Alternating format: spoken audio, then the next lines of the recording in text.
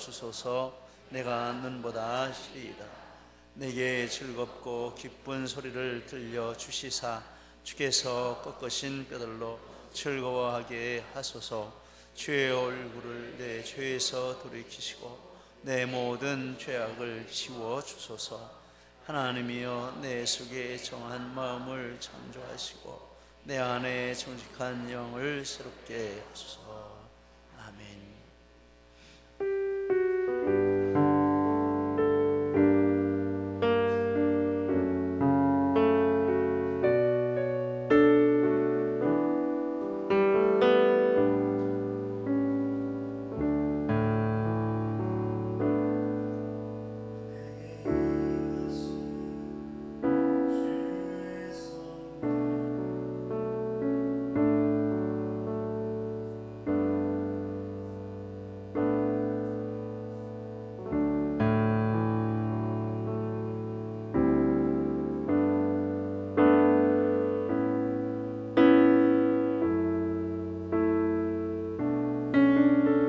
주여 날 인도하소서.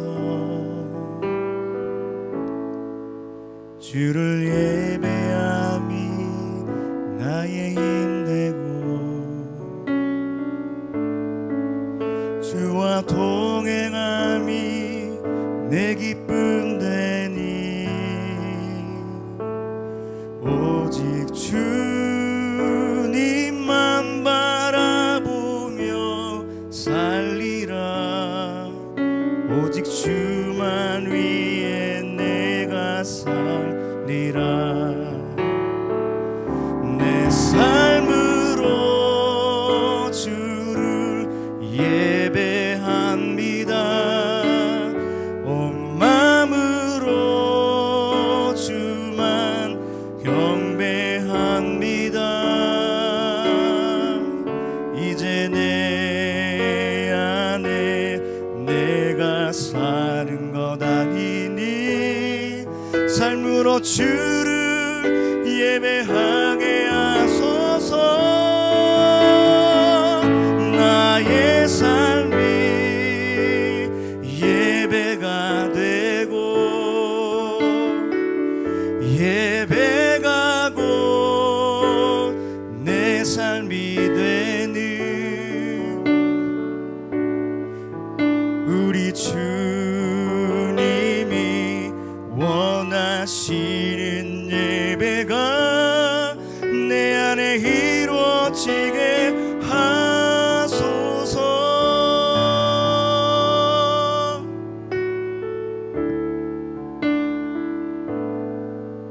내게 임하신 주의 성령 날 새롭게 하사 다스리시네. 오직 주만이 나의 생명 장소만. 오 주여 날 인도하소서. 주를 예배함이 나의 주와 동행함이 내 기쁨 되니 오직 주만 바라보며 살리라. 오직 주만 위해 내가 살리라. 내 삶으로 주를 예배합니다. 온 마음으로 주만 경배합니다. 이제 내 안에 내가 사는 것 아니니 삶으로 주를 예배하게 하소서. 나의 삶이 예배가 되고 예배가 곧 내 삶이 되는 우리 주님이 원하시는 예배가 내 안에 이루어지게 하소서.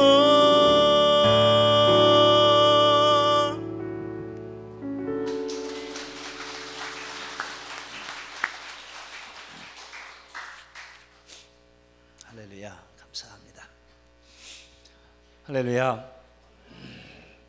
이렇게 나라가 어지럽지만 또 한 주간 하나님의 사랑 가운데 잘 보내고 오늘 평안하게 우리 하나님 앞에 이렇게 예배 자리에 오신 것 축하드리고 또 하나님 앞에 감사드리고 오늘도 하나님의 또 크신 은혜로 우리에게 은혜 주실 줄 믿습니다. 우리는 이 죄인은 지옥으로 가고 의인은 천국으로 간다 이런 말을 하기도 하고 또 듣기도 합니다. 그런데 사실은 천국은 의인이 가는 곳이 아니고 천국도 죄인이 가는 곳이고 지옥도 죄인이 가는 곳이라 이렇게 말해야 더 맞다라는 생각을 합니다. 왜냐하면 이 세상에 죄 짓지 않는 사람이 누가 있겠습니까? 그래서 의인이 간다면 천국에 갈 사람이 아무도 없는 것이죠. 그런데 차이는 있습니다. 천국에 가는 죄인은 회개한 죄인이고 지옥에 가는 죄인은 회개하지 않은 죄인이다 이렇게 말할 수 있습니다. 그렇게 보면 이 회개는 영원히 사느냐 영원히 죽느냐 이것을 결정하는 너무나도 중요한 내용이라 이런 결론을 내릴 수 있습니다. 본 시는 시편 6편 32, 38, 102, 130, 143편 6편의 시편과 함께 51편까지 하면은 7개의 시편이 다윗의 회개시라 이런 이름을 붙여서 부르고 있는 시입니다. 다윗이 회개한 내용을 기록한 시편 중에 하나입니다. 다윗은 누구보다도 악한 죄를 지었지만 그러나 철저한 회개를 통해서 또 누구보다도 더 놀라운 은혜와 축복을 받은 사람이라 우리가 알고 있습니다. 다윗에게서 우리가 배울 점이 많이 있지만 특별히 이 회개에 대해서는 다윗에게 배우는 것이 너무나도 중요하다 이런 생각을 합니다. 다윗은 자기가 주께만 범죄했고 주의 목전에서 악을 행했다 이런 말을 했습니다. 4절 내가 주께만 범죄하여 주의 목전에 악을 행하여 싸우니 라고 이렇게 말을 했습니다. 이 말씀은 얼핏 생각하면 사람에게는 그럼 죄를 짓지 않았다는 말인가? 어떤 사람들은 난 하나님께 회개해서 이런 말로 사람에 대해서 폐를 끼치거나 손해를 끼친 것을 아무 관심을 두지 않는 근거로 삼고 핑계거리로 삼는 이런 사람들도 있습니다. 이 말도 그렇게 보기가 십상입니다. 그런데 다윗이 이렇게 말하는 것은 사람에게는 죄를 짓지 않고 하나님께만 죄를 졌다 이런 의미는 아닙니다. 다윗이 자기의 죄를 나타내는 단어를 4가지 단어를 이 시편에서 51편에서 썼다 그런 말씀을 지난주에 우리가 나누었습니다. 그 중에 페샤라는 단어를 3번 사용했습니다. 1절 내 죄악을 지워주소서, 3절 내 죄과를 아오니, 13절 범죄자. 이 단어들이 다 페샤라는 단어입니다. 그런데 이 단어에 중요한 뜻이 있는데 다른 사람의 인권과 재산권에 손해를 끼쳤다, 그것을 침해했다 하는 의미를 가지고 있습니다. 그래서 다윗이 내 죄악을 지워주소서 내 죄과를 아오니 이렇게 말하는 것은 하나님께만 죄를 짓고 사람한테는 아무렇게나 해도 상관이 없다 이런 뜻이 아니고 사람에게도 분명하게 죄를 짓고 잘못한 것을 인정하는 의미가 다윗의 이 말씀 가운데 담겨 있습니다. 그러면 주께만 범죄했다라는 이 말씀은 무슨 뜻입니까? 이 말은 우주의 주권자, 모든 것의 결정권자, 주권자가 하나님이신데 결국은 이렇게 사람에게 죄를 지은 것도 궁극적으로는 하나님께 죄를 짓고 하나님 앞에 책임이 있다라는 의미로 이렇게 말을 한 것입니다. 이 하나님의 주권에 대한 도전이라는 뜻입니다. 죄가 무서운 이유는 하나님의 주권에 대한 도전이요, 하나님의 결정권에 대한 반역이기 때문에 죄가 무섭다라는 것입니다. 그런데 성경에 보면 세상은 이 하나님의 주권에 대해서 도전하고 하나님께서 죄라고 정하신 것을 우습게 여기고 그것을 깨뜨리려는 이런 일을 사람들이 하고 있습니다. 시편 2편 2절에서 3절 말씀, 세상에 군왕들이 나서며 관원들이 서로 꾀하여 여호와와 그의 기름 부음 받은 자를 대적하며 우리가 그의 맨 것을 끊고 그 결박을 벗어버리자 하도다. 권세를 가지면 그 사람들이 하는 일이 있는데 하나님을 대적하고 하나님이 맨 것을 끊어버리자, 하나님이 이것도 하지 마라, 이거는 이렇게 하라, 이렇게 법을 정해 놓으셨는데 그게 무슨 법이냐, 우리가 하나님 자리에 앉아서 우리가 법을 정하자, 이게 세상의 특징이고 세상의 모습입니다. 우리나라에도 이런 일이 일어나고 있습니다. 이번에 이 정부가 이 동성애를 찬성하는 사람들을 헌법재판장으로 세우려고 하고 대법원장으로 세우려고 하는 이런 일을 했습니다. 그래서 목사님들과 또 많은 성도들이 반대 성명도 내고 시위도 하고 국회의원들에게 전화도 하고 문자도 보내고 기자회견도 하고 이런 일들을 통해서 분명하게 이 교회가 이것을 반대한다, 이 사람들이 그런 중요한 자리에 가는 것을 반대한다라는 그런 표현을 계속해서 했습니다. 그래서 헌법재판장은 떨어지고, 그리고 가슴 아픈 일이지만은 대법원장 이것은 됐습니다.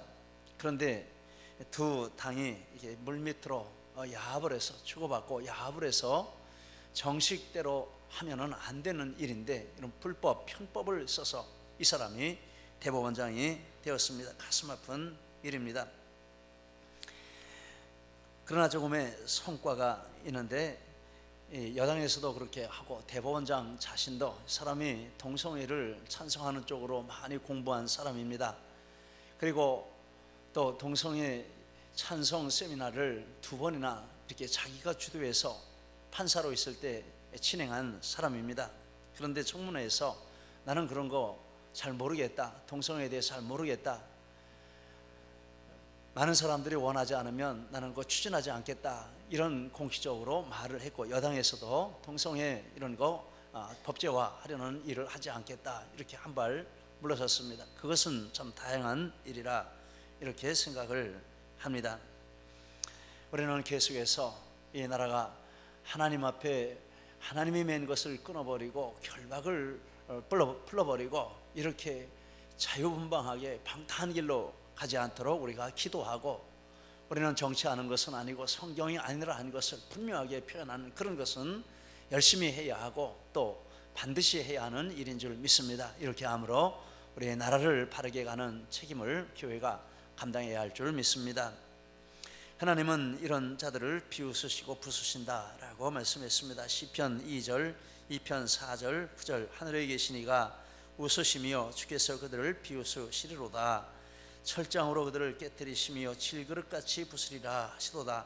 요한계시록 19장 5절, 친히 저희를 철장으로 다스리며 또 친히 하나님 곧 전능하신 이의 맹렬한 진노의 포도주 틀을 밟겠고. 그러니 얼마나 이 하나님 앞에 범죄하는 것이 무섭습니까? 하나님의 주권에 도전하고 하나님이 정해놓으신 법을 깨트리는 것이 얼마나 무섭습니까? 살아남을 수가 없는 것입니다. 다윗이 그것을 고백하고 있습니다. 하나님께 제가 이런 범죄를 지었습니다.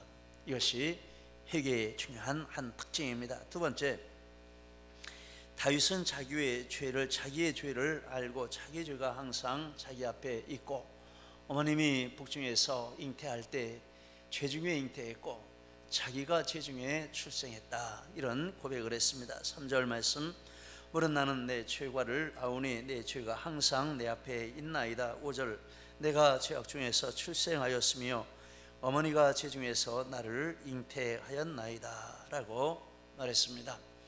이 말은 다윗은 자신이 원죄가 있는 존재라 이것을 인정하는 말입니다. 그리고 이 세상에 태어나서는 자범죄로 해서 그 자범죄도 자기 삶 가운데 가득히 담겨 있다, 이런 고백입니다.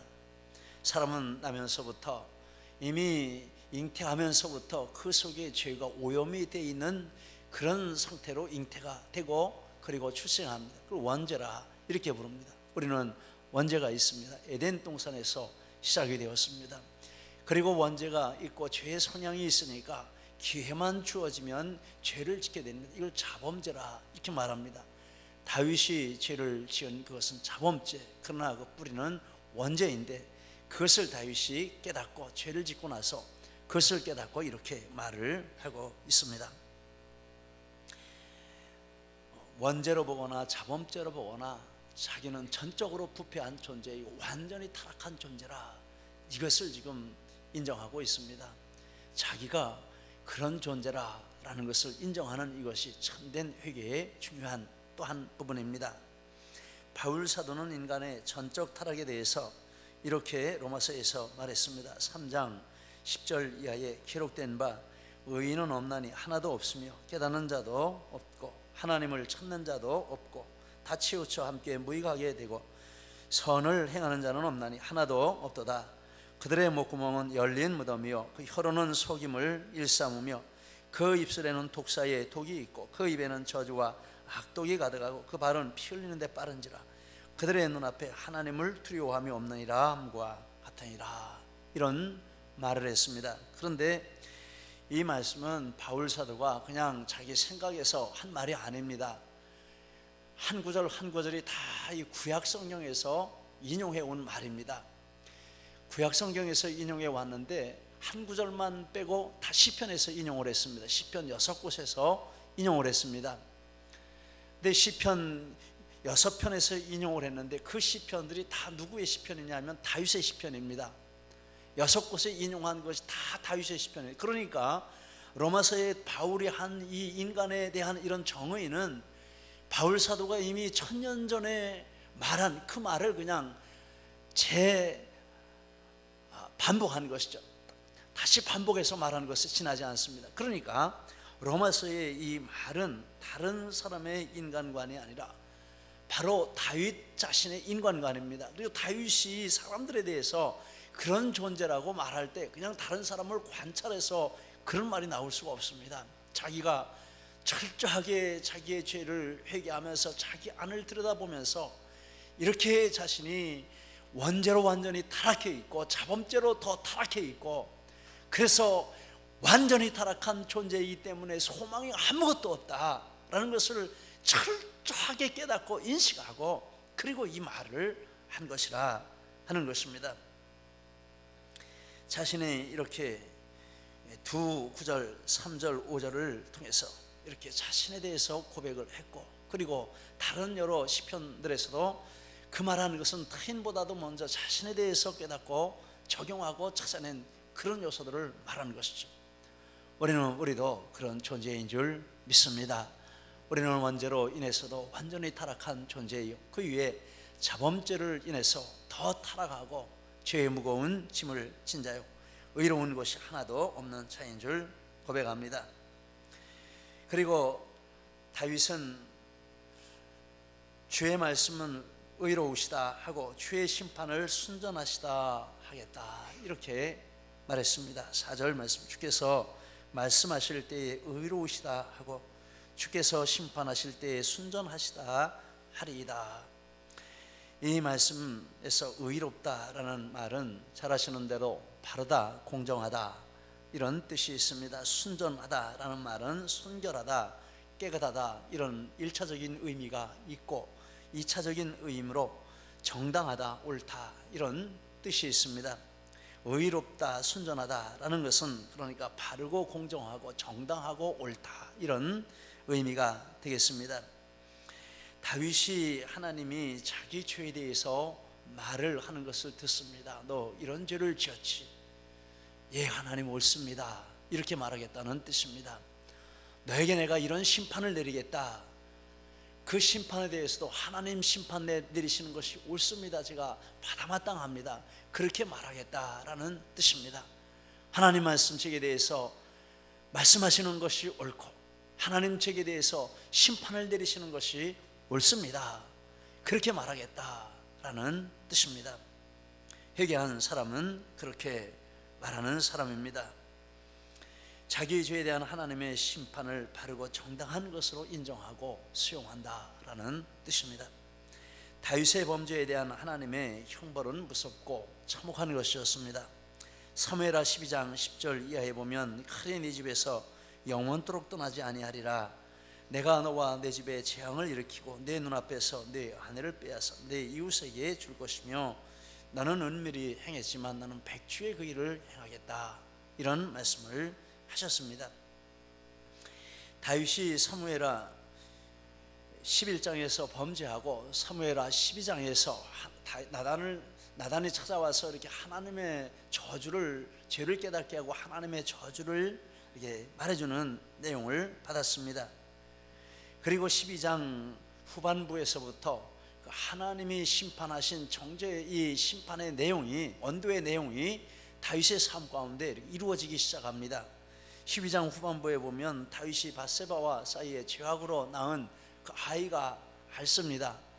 그래서 다윗이 일주일 동안 금식하며 기도합니다. 그런데 아이가 죽었습니다. 그 과정을 보는 다윗의 마음이 얼마나 고통스럽겠습니까? 다윗이 아이가 죽은 것을 알고 이상한 일을 했습니다. 어떤 일을 했습니까? 일어나서 목욕을 합니다. 향수를 바릅니다. 깨끗한 옷을 입습니다. 그리고 어디 가나 보니까 성전으로 갑니다. 성전에 가서 하나님께 경배합니다. 그리고 밝은 얼굴로 집에 와서 얘들아 음식을 차려와라. 음식 차려오니까 맛있게 먹습니다. 이 신하들이 도대체 이해가 안 되는 것입니다. 무슨 일이지? 아이가 아플 때 저렇게 금식하며 통곡하며 울었는데 아이가 죽고 나니 뭐가 좋다고 저렇게 밝고 평안한 얼굴로 마음껏 음식을 드시는지 이해할 수가 없네. 다윗이 대답했습니다. 아이가 살아있을 때는 하나님이 나를 긍휼히 여기시고 아이를 긍휼히 여기셔서 은혜를 베푸실지 모르니까 끝까지 하나님의 은혜를 구한 것이고, 그러나 아이가 죽었으면 이제 하나님의 뜻이 다 정해졌는데 그 후에도 울고불고 하고 얼굴을 찌푸리고 있으면 이거 하나님의 주권에 도전하는 거다. 나 하나님의 주권을 받아들인다. 그 표시로 다윗이 그렇게 한다라는 것입니다. 인간적으로 슬프겠죠. 고통스럽고 아프고 내 죄 때문에 아이가 죽었다, 죄책감 있을 것입니다. 그러나 그런 것을 다 뒤로 하고 하나님 심판이 순전하십니다. 옳으십니다. 이렇게 받아들이는 태도를 이렇게 보여주고 있는 것입니다. 열왕기하 1장에 보면 사무엘하 13장 14장에 보면 다말의 이복오빠 암논이 다말을 성폭행하고 친오빠 압살롬이 암논을 죽입니다. 15장에서 17장에 보면 압살롬이 반역을 일으켜서 아버지도 죽여야 되겠다 이런 마음을 먹고 아버지를 추격합니다. 간신히 도망쳐서 신도 못 신고 도망갔습니다. 얼마나 비참한 일입니까? 그런데 압살롬이 이렇게 아버지가 도망갔는데 미처 못 데리고 간 사람들인데 그 중에 첩들이 있습니다. 그런데 그 첩을 백주에 여러 사람 보는 앞에서 성폭행을 했습니다. 이것은 그 당시에 관습으로 자기가 싸우고 있는 사람의 아내들을 빼앗아 그렇게 성폭행을 하면 저 사람하고 나하고는 절대로 화해할 수 없다. 저 사람이 죽든지 내가 죽든지 둘 중에 하나가 죽어야 끝이 난다. 이런 그 표시를 하는 것이 그런 방법이었다라는 것입니다. 그러니까 다윗이 아버지를 향해서 지금 그런 마음을 가지고 있는 것입니다. 물 건너간 것입니다. 다시는 부자지간 돌아올 수도 없고 회복될 수도 없고 그런 일이 이 다윗의 집에 일어났습니다. 열왕기상 1장 이하에 보면 다윗이 죽을 때 아도니아가 또 반역을 일으켰습니다. 솔로몬이 그 반역을 제압을 하고 왕이 되어서 아도니아를 또 죽였습니다. 죽은 후에도 하나님의 심판의 말씀이 계속 떠나지를 않았습니다. 그런데 다윗이 압살롬의 난을 피해서 도망갈 때 대제사장이 법궤를 메고서는 헐레벌떡 쫓아왔습니다. 법궤를 다윗 앞에 내려놓았습니다. 그런데 다윗이 그 법궤를 보고 있다가 제사장에게 다시 말을 합니다. 이 법궤를 다시 예루살렘 성전으로 모시고 가라. 거기다 안치를 하라. 왜 그러십니까? 하나님이 나를 불쌍히 여기시면은 나를 다시 예루살렘으로 돌아가서 이 법궤에 있는 데서 하나님께 경배하게 하실 것이고, 만약에 하나님이 내가 이렇게 쫓겨가다가 죽든지 하여튼 거기 예루살렘에 가서 볼 수 없으면은 법궤를 내가 가지고 간다고 해도 하나님의 용서를 받지 못하면 무슨 소용이 있느냐. 하나님이 죽이시면 그것이 하나님의 오르신 뜻이니까 나는 그것을 달게 받겠다. 내가 법궤를 끌고 가는 이것은 합당치 않다. 이런 하나님의 주권을 인정하는, 하나님의 심판을 받아들이고 인정하는 이런 표시로 그렇게 법궤를 다시 예루살렘으로 모시고 가라, 이런 말을 한 것입니다. 다윗의 이 말과 이 처시는 다윗이 하나님의 말씀과 심판이 항상 의롭고 옳다고 믿고 있는 그것을 분명하게 이런 것들로 이렇게 표시를 한 것입니다. 이것이 회개입니다. 회개한 마음은 하나님이 무슨 말을 하셔도 아멘으로 받습니다. 회개한 마음은 하나님이 무슨 벌을 내리셔도 아멘으로 받습니다. 그리고 그것이 하나님 앞에 제사가 되는 줄 믿습니다. 네 번째, 다윗은 하나님께서 자기 죄를 씻어 주시면 자기가 깨끗해질 것이라 이렇게 말했습니다. 먼저 다윗은 하나님의 인자와 긍휼을 따라 자기 죄를 지워달라 이렇게 간구했습니다. 1절 말씀, 하나님이여 죄의 인자를 따라 내게 은혜를 베푸시며 죄 많은 긍휼을 따라 내 죄악을 지워 주소서라고 말했습니다. 인자는 무궁한 사랑이고 긍휼은 불쌍히 보시고 법대로 하지 않으시는 하나님의 선한 은혜를 가리키는 것입니다. 하나님, 제게 하나님의 인자와 긍휼을 베풀어 주셔서 제 죄를 법대로 처리하시면 저는 지옥에 갈 수밖에, 멸망할 수밖에 없는데 하나님, 인자하신 하나님이시지 않습니까? 긍휼을 많으신 하나님이시지 않습니까? 그 하나님의 인자와 긍휼로 저를 불쌍히 여겨 주옵소서. 이렇게 하나님의 인자와 긍휼에 의지하는 다윗의 모습을 볼 수 있습니다. 회개한 심령은 하나님이 가장 선하신 하나님이신 것을 믿습니다. 하나님이 가장 긍휼이 많으신 하나님이신 것을 믿습니다. 그런 심판의 저주를 받고 나서도 다윗은 하나님을 향한 그 자세가 흐트러지지가 않았다라는 것입니다. 우리는 그 하나님을 믿습니다. 다윗은 하나님께 자기 죄를 씻어주시기를 간구했습니다. 2절, 나의 죄악을 말갛게 씻으시며 나의 죄를 깨끗이 제하소서. 하나님 앞에 이렇게 기도하는 은혜다, 회개한 심령 가운데 부어주시는 은혜인 줄 믿습니다.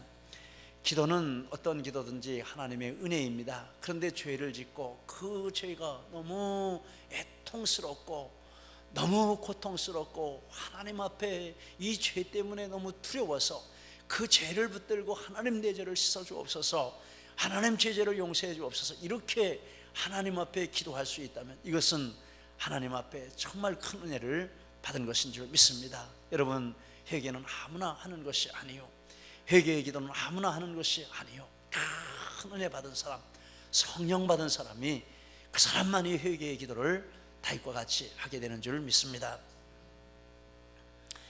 다윗은 하나님께서 자기 죄를 씻어주시면 자기 죄가 눈보다 희게 될 것이라 이렇게 말했습니다. 7절, 나의 죄를 씻어 주소서, 내가 눈보다 희리이다. 사죄의 확신을 가지고 있었습니다. 사죄의 확신, 이렇게 기도하게 하시고 또 마음 가운데 사죄의 확신을 주시고, 다윗이 어떻게 이렇게 사죄의 확신을 가지게 되었을까? 그 근거가 무엇일까? 그 근거는 하나님의 말씀입니다. 사무엘하 12장 13절, 내가 여호와께 죄를 범하였노라 이렇게 말할 때 나단이 다윗에게 말하되 여호와께서도 당신의 죄를 사하셨나니 당신이 죽지 아니하려니와 라고 하나님이 이렇게 주시는 말씀을 그때 받은 것입니다. 하나님이 내 죄를 용서해 주시겠다는 말씀을 해주셨구나, 그 말씀 붙들고 기도하는 것입니다. 시편 130편 5절 말씀, 나 곧 내 영혼이 여호와를 기다리며 나는 주의 말씀을 바라는 도다. 이 130편은 회개 시입니다. 회개하면서 지은 시인데 하나님 말씀을 바란다. 이 다른 번역본에 보니까 하나님이 약속하신 것을 붙들고 기도한다, 그렇게 했습니다. 여러분, 우리가 기도할 때 이 하나님의 말씀이 우리 가운데 생생하게 살아있어서 그 말씀을 붙들고 하나님 이렇게 말씀하셨습니까 하고 하나님 앞에 기도할 때 정말 담대하게 확신을 가지고 기도하게 되는 줄 믿습니다. 사제의 확신은 더 하나님의 말씀을 붙들어야 할 줄 믿습니다. 시편 56편 10절 말씀에 내가 하나님을 의지하여 그의 말씀을 찬송하며 여호와를 의지하여 그의 말씀을 찬송하리이다 라고 말했습니다. 하나님의 말씀을 붙들고 내 감정이 따라가면 얼마나 좋겠습니까?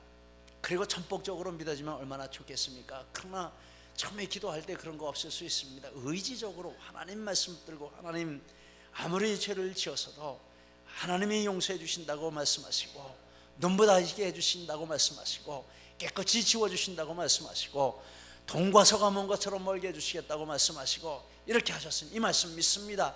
그 말씀을 붙들고 기도할 때 시간이 지나면 때가 되면 하나님이 확신도 주시고 감동도 주시고 마음에 놀라운 은혜도 부어주시는 이런 때가 올 줄 믿습니다. 처음 출발은 하나님의 말씀입니다. 여러분, 우리 하나님 말씀 붙드시기를 축복합니다. 그리고 다윗이 기도할 때 하나님께서 우슬초로 자기를 정결하게 하시면 자기가 정하게 될 것이라 7절에 말씀했습니다. 우슬초로 나를 정결하게 하소서 내가 정하리이다. 이 우슬초에 대한 말씀이 두 군데 나오고 있습니다. 출애굽기 12장에 보면 이스라엘 백성을 출애굽시키려고 하나님 애굽에 재앙을 내리실 때 마지막 재앙, 애굽에 장자를 죽이는 재앙을 내리시는데 양을 잡아서 이스라엘 백성이 고기를 먹고 문설주에 양의 피를 바르는데 우슬초를 다 발을 묶어가지고 풀인데 문설주에 바르라 그러면 건너가겠다 이렇게 말씀을 해주신 내용이 나옵니다. 거기가 우슬초라는 단어가 처음 나오는 것입니다. 두 번째, 출애굽기 24장에 보면 모세가 소를 잡아서 고기는 번제로 드리고 피는 하나님 앞에 제단에 부어드리고 그리고 백성에게 뿌려서 언약을 맺습니다. 이렇게 이 피로 하나님이 너희들의 죄를 사하고 너희는 하나님의 백성이 되고 하나님은 너희의 하나님이 된다, 이런 예식을 정하면서 그렇게 했습니다. 그런 배경을 근거로 다윗이 우슬초로 자기의 죄를 씻어주소 이렇게 기도를 하는 것입니다. 우슬초로 죄를 정결하게 해달라 하는 이 간구는 이것을 두 배경을 요약해서 줄이면 이 피로 다른 생명이 죽어서 피를 흘리게 하심으로 자기 죄를 사해달라라는 의미가 되겠습니다. 두 사건의 핵심은 대속의 피 흘림입니다. 하나님, 다른 것으로는 죄의 사함 받을 수가 없습니다. 다른 생명의 피를 흘려서 죄의 죄를 덮어줌으로 말미암아 하나님 죄의 죄를 용서해 주옵소서. 다윗이 지금 이렇게 기도를 하고 있는 것입니다. 그런데 신약 성경에 보면 이 두 의식의 피 흘림을 예수 그리스도의 피 흘림에, 십자가의 피 흘림에 적용을 하고 있습니다. 고린도전서 5장 7절 우리의 유월절 양 곧 그리스도께서 희생이 되셨느니라. 출애굽기 12장을 배경으로 해서 그때 죽은 양을 유월절 양이라 이렇게 부르는데 예수님이 유월절 양이라. 그래서 그 피를 바르면 그 아무리 큰 죄를 지었어도 하나님 벌을 내리지 않는다, 구원해 주시고 죄 용서해 주신다, 이런 뜻으로 고린도전서의 말씀을 하고 있습니다. 히브리서 9장에서는 출애굽기 24장을 설명을 하고 있습니다. 24장을 설명을 하면서 이 예식은 이런 예식을 통해서 피를 흘림을 통해서 제사함 받고 하나님의 백성이 되는 것을 나타내는 것인데 이것을 예수님의 십자가 사건과 연결을 또 시킵니다. 그리고 히브리서 9장 28절에서 이와 같이 그리스도도 많은 사람의 죄를 담당하시려고 단번에 들이신 바 되셨다라고 말하면서 예수님의 피 흘림이 우리의 모든 죄를 사하신다는 그런 내용을 히브리서 이 9장 앞뒤에서 계속해서 말씀을 하고 있습니다. 다윗이 이 기도를 하는 근거는 예수님의 십자가에 있습니다. 예수님의 십자가, 과거를 돌아다보면 그런 의식들을 바라보면서 한 것이 되지만 그 의식의 실체는 앞으로 오셔서 나를 위해서 죽으실 예수님의 십자가가 되는 것입니다. 그 십자가를 내다보면서, 그리고 신약 성경에 보면 다윗이 그렇게 오실 그리스도를 바라보았다는 것이 정말 사실이었다는 것을 우리는 얼마든지 발견할 수가 있습니다. 여러분, 구약시대나 신약시대나 동서남북 어디나 오직 예수님의 십자가로 제사함 받고 구원받는 줄 믿습니다. 그리고 예수님의 십자가와 그 피 흘림이면 어떠한 죄라도 사함을 받고 하나님 앞에 깨끗하게 설 수 있는 자격과 축복을 받게 되는 줄 믿습니다. 정말 하나님 앞에 회개한 그 증거가 있는데 그 증거가 무엇일까요? 예수님의 십자가를 굳게 붙드는 것인 줄 믿습니다. 하나님, 나는 죄인이고 나는 원죄가 있는 죄인이고 나는 자범죄로 죄인이고 내 자신을 내가 봐도 나는 지옥에 갈 수밖에 없는 존재이지만 그러나 예수님의 십자가를 굳게 붙드니 하나님 예수님의 십자가로 내 죄를 용서해 주시고 하나님의 백성 삼아 주신 줄 믿습니다. 지금까지 지은 죄도 하나님이 용서해 주셨거니와 앞으로 지을 죄도 하나님이 용서해 주실 줄 믿습니다. 이렇게 십자가를 붙들고 하나님 앞에 나가는 이것이 참된 회개인 줄 믿습니다. 그리고 이렇게 회개한 회개는 하나님이 받아주시고 반드시 축복하시고 죄를 씻어주시고 은혜 주실 줄 믿습니다. 이런 축복이 다윗에게 있었고 또한 우리가 받았고 앞으로도 우리를 통해서 많은 사람들이 누리게 될 줄 믿습니다. 이 축복의 한가운데 서시는 우리 모두가 되시기를 예수님 이름으로 축복합니다. 기도하시겠습니다. 우리 말씀 붙들고 함께 기도하시겠습니다. 할렐루야. 하나님 아버지, 오늘 저희들에게 다윗의 회개를 저희들에게 알려주시니 감사합니다. 하나님, 다윗이 회개할 때 어떤 중심을 가지고 회개했는지를 저희들의 이 말씀을 통해서 보게 됩니다. 하나님, 우리가 이런 회개를 했는지 저희 자신을 돌아봅니다. 이제 하나님 철저하게 이 말씀에 비추어서 저희들이 저희 자신을 하나님 앞에